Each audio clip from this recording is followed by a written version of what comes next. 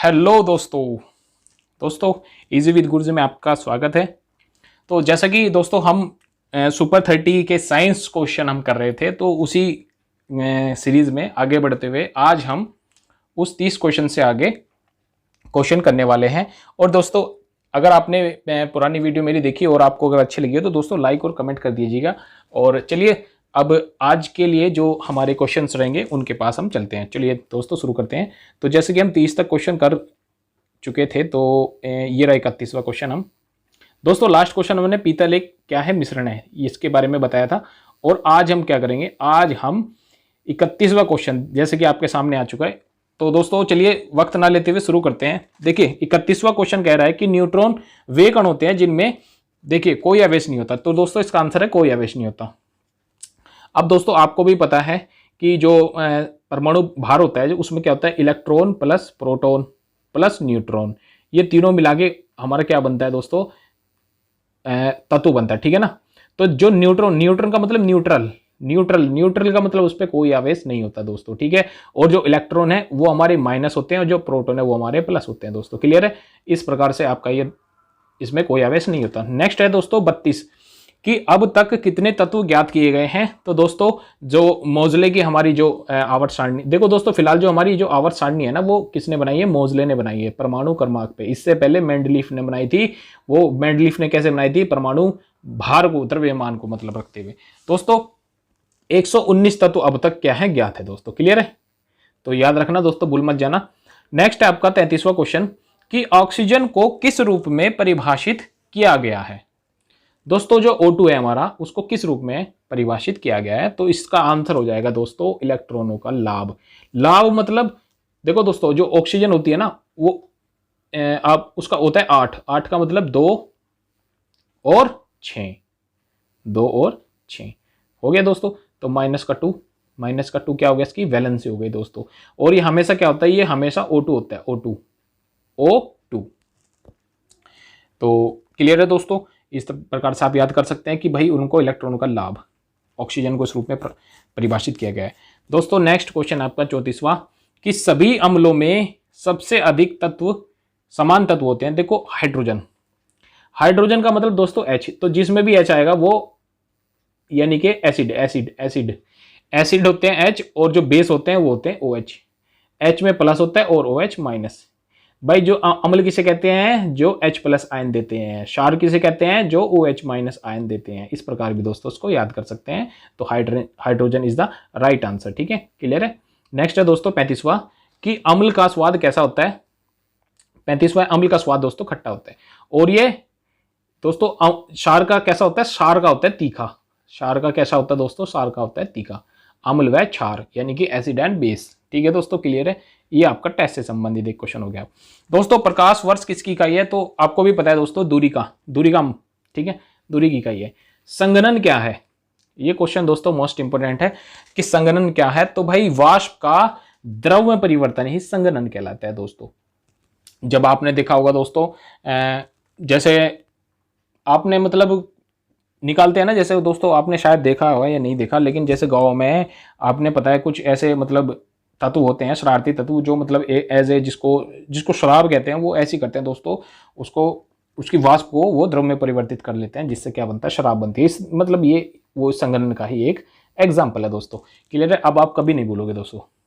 38वां question है कि मुक्तावस्था में गिरते हुए पिंड द्वारा तय की गई दूरी किसके समानुपाती होती है। तो दोस्तों पिंड की मात्रा के समानुपाती होती है। भाई किसकी, देखो तो जो तय की गई दूरी होती है ना वो पिंड की मात्रा, जितनी उसकी मात्रा रहेगी उसी हिसाब से। भाई मात्रा ज्यादा रहेगी तो जल्दी, कम रहेगी तो कम।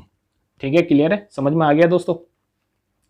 और अगर आपसे पूछता है गतिज ऊर्जा कितनी होगी, तो दोस्तों गतिज ऊर्जा होता है K बराबर ½ mv²। ये होती है हमारी गतिज ऊर्जा। और दोस्तों अगर स्थितिज ऊर्जा हमसे पूछता है तो स्थितिज ऊर्जा U बराबर mgh, ये हमारी होती है स्थितिज ऊर्जा दोस्तों। इसके बेसिस पे आपके कई सारे न्यूमेरिकल भी आते हैं परीक्षा में। तो दोस्तों इसको मत भूलना, आप जैसे ही आएगी तो आप इसको कर देना दोस्तों। क्लियर है। 39 क्वेश्चन कह रहा है कि कार के स्टीयरिंग में शामिल है दोस्तों एकल बल। कार का स्टीयरिंग एकल बल का ही एग्जाम्पल होता है। ठीक है दोस्तों, क्लियर है। नेक्स्ट क्वेश्चन है कि भाई किसी वस्तु का वजन सबसे कम कहाँ होगा।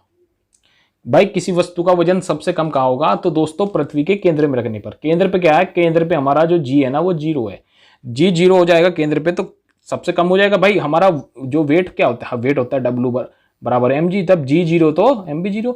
तो भाई उस पर मतलब वहां पे कैसी स्थिति होगी हमारी, वहां पे होगी हमारी मतलब गुरुत्वहीन जिसे कहें, मतलब उसमें गुरुत्वहीन।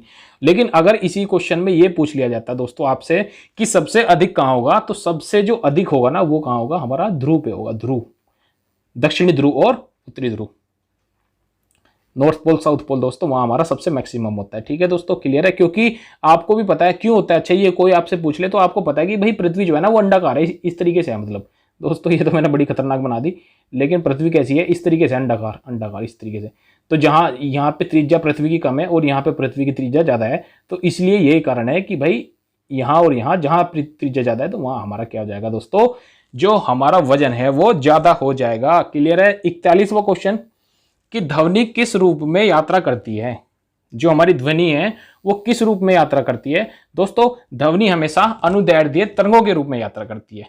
कहने का मतलब क्या चीज है कि अगर, अब देखो दोस्तों निर्वात में तो जाएगी नहीं, अनुदैर्ध्य तरंग, अनुदैर्ध्य तरंग यानी कि मैकेनिकल वेव, यानी कि इनको चलने के लिए माध्यम की आवश्यकता है। दोस्तों अगर आपसे पूछे कि निर्वात में ध्वनि की चाल क्या होती है, तो भाई आंख बंद करके कहना ना नहीं होती भाई, 0 0, इनको तो माध्यम चाहिए, माध्यम नहीं है। तो अगर आपसे पूछे सबसे तेज क्या में होती है, भाई जैसे स्टील होती है दोस्तों, स्टील में इसकी बहुत ज्यादा मतलब बहुत तेज होती है दोस्तों। इस तरीके से बाई ऑप्शन अगर आपको देता है तो उसमें से आप जितना जो कठोर होगा उतनी उसमें ज्यादा होगी। तो दोस्तों 42वां क्वेश्चन आपका क्लियर है दोस्तों। 41 क्वेश्चन, तो 42वां क्वेश्चन है कि स्वर की गुणात्मकता, जो स्वर है उसकी गुणात्मकता तो भाई किस पे निर्भर करती है। दोस्तों ये मैं स्वर बोलने जैसे ए आ इस टाइप से जब आदमी कोई बात करता है तो एज ए, तो उसकी मतलब किस पर निर्भर करती है, तो दोस्तों ये अधिस्वर पर निर्भर करती है। ठीक है, क्लियर है दोस्तों। 42वां क्वेश्चन अधिस्वर। 43वां है कि प्रतिध्वनि क्यों सुनाई देती है। भाई जो प्रतिध्वनि है वो क्यों सुनाई देती है, जैसे कि आप बोले, आपने कुछ आवाज दिया पहाड़ में जाके, आप बोले चंपा चमेली कुछ भी, तो वही थोड़ी देर बाद वो घूमती है। तो भाई वो ये है कि वो परावर्तन, मतलब इस एंगल से गई आवाज, इस एंगल से वापस आ गई, इस एंगल से गई, इस एंगल से वापस आ गई। तो किसके कारण, परावर्तन के कारण दोस्तों ये होता है। याद रखना दोस्तों, भूल मत जाना, बहुत ज्यादा इंपॉर्टेंट है। 44वां क्वेश्चन कि ध्वनि जो है हवा में तेजी से गति करेगी जब क्या। दोस्तों जैसे कि मैंने आपसे कहा था कि भाई माध्यम चाहिए उनको, तो और जितना जो मतलब एक तरीके से जितना हार्ड मीडियम होगा उसमें, तो भाई आर्द्रता ऊंचो, आर्द्रता का मतलब जब नमी, वातावरण में नमी हो जाती है दोस्तों, उस टाइम पे जो ध्वनि है वो तेजी से, यानी कि आप बोलोगे तो ज्यादा सुनाई देगा। ठीक है ना। देखो भाई सिंपल सी बात मैं आपको एक समझाता हूं कि ध्वनि, पता है हम जैसे बोलते हैं तो हम क्या कर रहे हैं, हम एक तरीके से तरंग उत्पन्न कर रहे हैं अपनी गाल से, मतलब अपने जीभ से। तो इस हमारी हवा में भी ना बहुत छोटे छोटे छोटे छोटे सूक्ष्म कण है, इस तरीके से सूक्ष्म कण है। अब हम यहाँ से बोलते हैं ना, जैसे ये सूक्ष्म कण इसमें लगेगा, ये इसमें लगेगा, इसमें लगेगा, इस प्रकार से दोस्तों, इस प्रकार से चलती है ये। तो वही है कि अगर मान लो आर्द्रता उच्च हो जाती है तो दोस्तों सिंपल सी बात है कि भाई ध्वनि क्या है, तेज आएगी हमें ध्वनि। ठीक है, क्लियर है दोस्तों। नेक्स्ट आपका 45वां क्वेश्चन कि ऊष्मा प्रवाह निम्नलिखित में से किसका अंतर का परिणाम है। जो ऊष्मा प्रवाह है वो किसके अंतर का परिणाम है, तो दोस्तों टेम्परेचर का। भाई ऊष्मा प्रवाह कैसे होता है दोस्तों, देखो ऊष्मा प्रवाह आपको पता है कि भाई ज्यादा टेम्परेचर से कम टेम्परेचर की तरफ ऊष्मा जाती है। जैसा कि एग्जाम्पल के लिए आप एक काम करो कि आप चिमटे को पकड़ो, तो चिमटे को आप थोड़ी मतलब दूर से पकड़ना और उसको गर्म करते रहना दोस्तों। आप देखोगे कि वो गर्माहट धीरे धीरे आपके हाथ तक आ चुकी है। ठीक है, समझ रहे हो ना दोस्तों। तो इसी तरीके से जो है टेम्परेचर, तो भाई उसका जो अंतर रहेगा, डिफरेंस क्या रहेगा, टेम्परेचर से ही ऊष्मा है, टेम्परेचर ही उसका अंतर है, टेम्परेचर ही उसका जोड़ है, सब कुछ टेम्परेचर ही है। क्लियर है दोस्तों। 46वां क्वेश्चन है आपको कि भाई हिम नदी से बर्फ पिघलना प्रारंभ होता है। जो हिम नदी है उससे बर्फ पिघलना प्रारंभ होता है, कहां से, निचले सतह से। ये भी दोस्तों आपका इंपॉर्टेंट क्वेश्चन है कि भाई निचले से ही क्यों होता है। दोस्तों आपको भी पता है जैसे जैसे टेम्परेचर बढ़ता है ना, जैसे जैसे हाइट बढ़ती है वैसे वैसे टेम्परेचर क्या होता है दोस्तों, कम हो जाता है। टेम्परेचर कम हो जाता है अगर हाइट बढ़ती है। और इसी प्रकार दोस्तों जो भाई ऊंचे ऊंचे रहेंगे तो ऊंचे से तो ऊपर पिघलेगी नहीं, तो पिघलेगी कहां से, नीचे से, क्योंकि नीचे क्या है, टेम्परेचर ज्यादा है। तो भाई इसका मतलब निचले सतह से बिल्कुल राइट आंसर आपका हो जाएगा। क्लियर है दोस्तों, समझ में आ रहा है तो दोस्तों लाइक कर देना, और अच्छा लगे तो दोस्तों कमेंट कर दीजिएगा।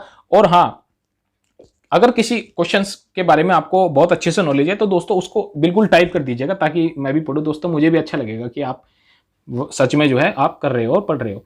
47वां क्वेश्चन है कि कैलोरी मीटर सामान्यतः बनता है, दोस्तों किससे बनता है, ये तांबे से बनता है। कैलोरी मीटर किससे बनता है, तांबे से बनता है। ठीक है दोस्तों, याद कर लो उसको, रट लो बस। नेक्स्ट है दोस्तों 48वां कि पहाड़ी पर चढ़ने वाला व्यक्ति आगे की ओर क्यों झुकता है।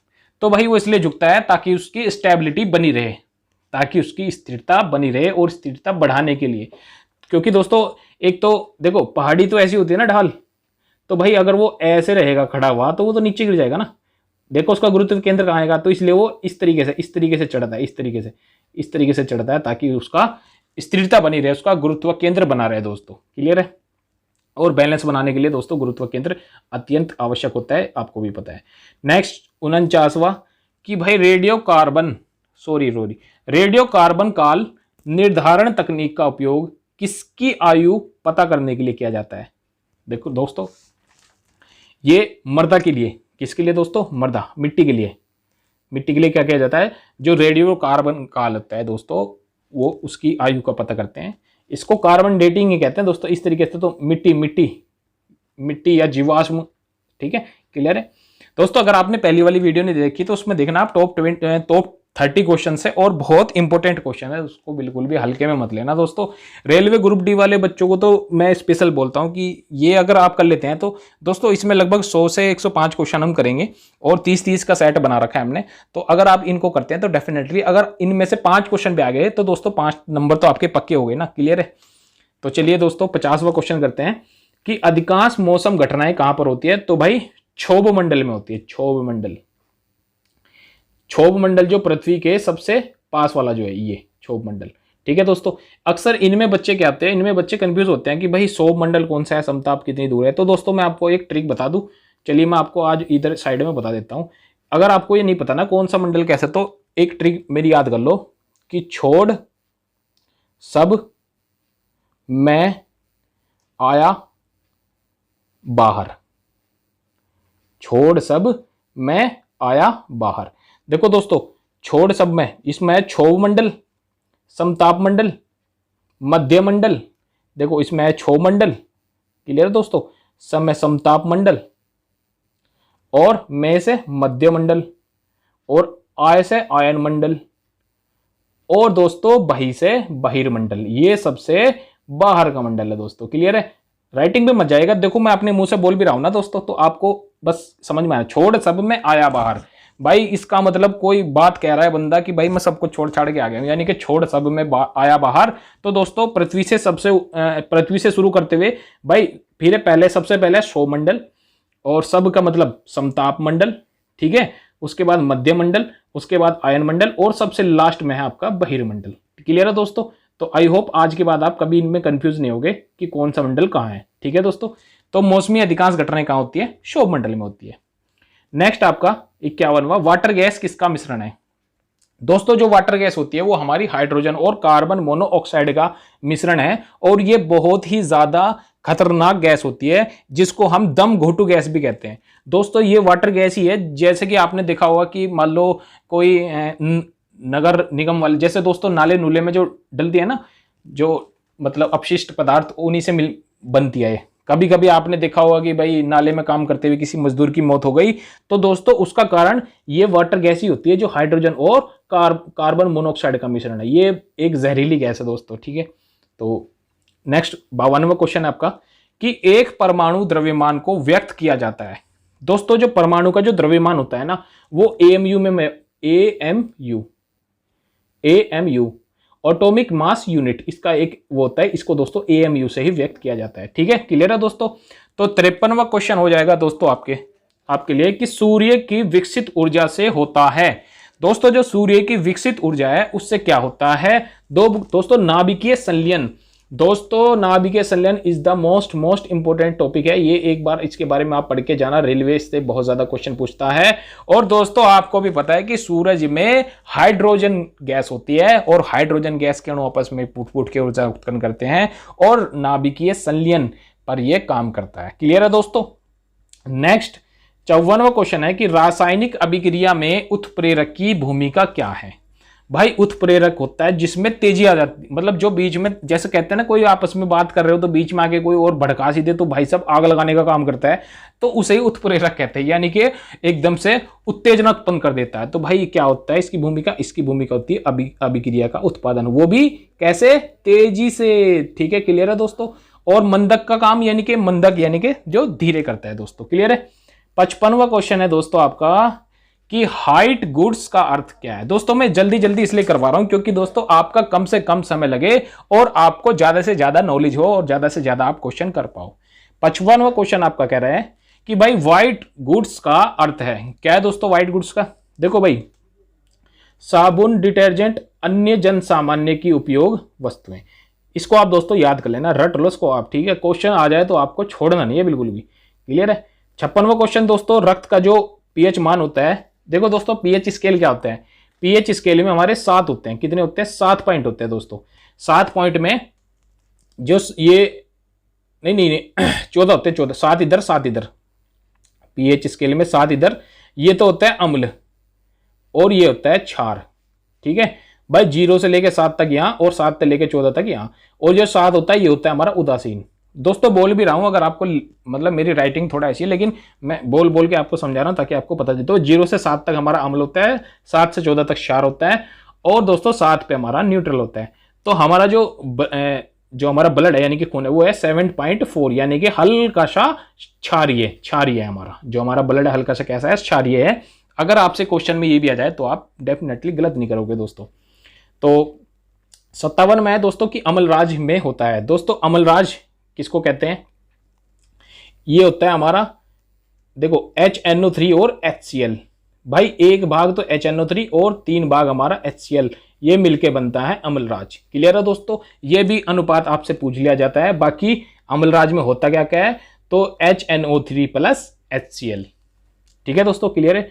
नेक्स्ट आपका 58वां कि मानव शरीर के किस अंग की हड्डी सबसे लंबी होती है। दोस्तों ये बहुत ही आसान क्वेश्चन है और आपको सबको आता ही होगा। तो भाई कहाँ की होती है, जांग की होती है। इसका नाम क्या है दोस्तों, इसका नाम है फीमर नाम है। नाम आ जाए तो नाम टिक कर देना। और कहाँ की है ये, और सबसे छोटी कौन सी है, सबसे छोटी है आपकी कान की हड्डी। और नाम क्या है उसका, इसका नाम है स्टैपिज करके आ जाएगा। ठीक है, क्लियर है दोस्तों, कभी गलत नहीं करेंगे आई होप। और 59 क्वेश्चन आपके सामने आ चुका है कि प्राकृतिक रबड़ किस क्षेत्र का या किस क्षेत्र की प्रमुख उपज है। जो प्राकृतिक रबड़ है वो किस क्षेत्र की प्रमुख उपज है, तो दोस्तों भूमध्य सागरीय क्षेत्र की। दोस्तों आपको भी पता है जो रबड़ होती है ना, रबड़ के पेड़ होते हैं, पेड़ों से प्राप्त होती है हमें जो रबड़ होती है, प्राकृतिक रबड़। और वो दोस्तों जितने भी हमारे तटीय इलाके हैं ना, ये तटीय भूमध्य सागरीय, जो सागर के मध्य जितने भी है, यहाँ पर सबसे ज्यादा पेड़ पाए जाते हैं। ठीक है दोस्तों, क्लियर है। तो किसकी उपज है, ये है। और नेक्स्ट आपका 60वां जो कि हमारा लास्ट क्वेश्चन रहेगा, पूरे 30 हो जाएंगे हमारे इस हिसाब से।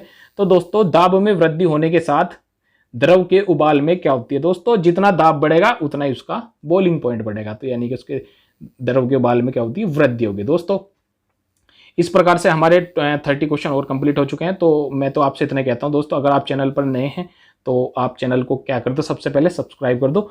और अगर आपको वीडियो अच्छी लगी तो दोस्तों लाइक भी कर दो। ठीक है, और जितने आपको आते थे वो स्कोर कितना है आपका, स्कोर भी मुझे कमेंट कर दो।